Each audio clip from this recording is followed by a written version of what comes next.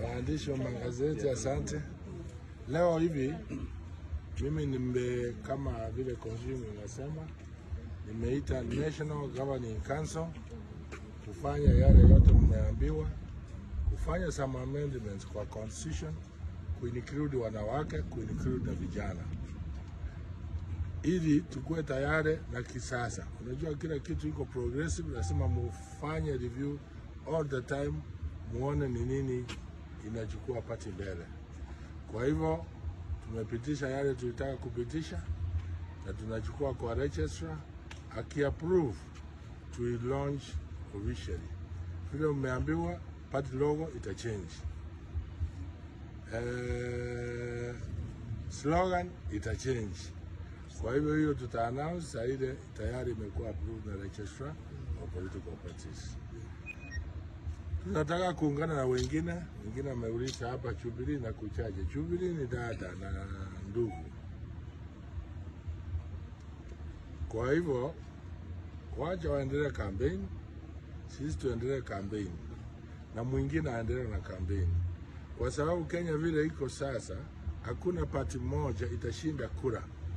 Ni muungano wa mapati ndiye uweze kushinda kura. My name is Jacob Barongo Bagaka.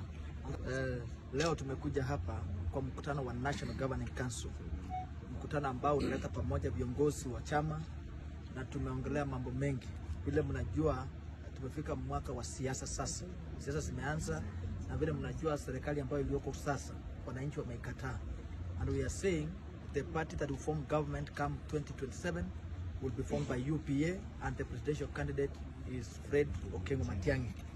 Na msilete mchanganyiko. Najua watu wanasema Matiang'i analetwa na Jubilee, analetwa na UPA, analetwa na chama mingi.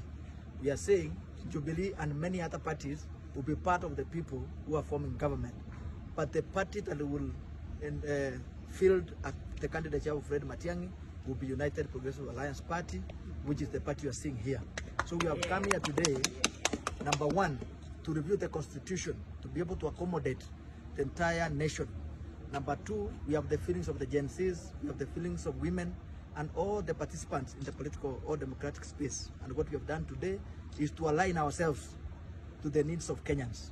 And number one, we have changed our constitution, vipengele fulani ambavyo tunafikiri tunafaa kuongeza the youths into the system, kuongeza wamama na wale ambao wanaishi na ulemavu.